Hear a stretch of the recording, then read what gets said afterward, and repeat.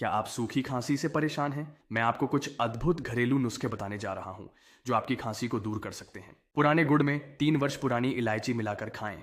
यह सूखी खांसी को ठीक करता है। पुरानी खांसी के लिए 5 तोला अड़ूसे की पत्तियां, एक काली मिर्च, एक छोटी पीपल, थोड़ा काला नमक, 3 तोले छोटी हरड़ और 1 तोला वंशलोचन का मिश्रण बनाएं। इसकी गोलियां बनाकर चूसें।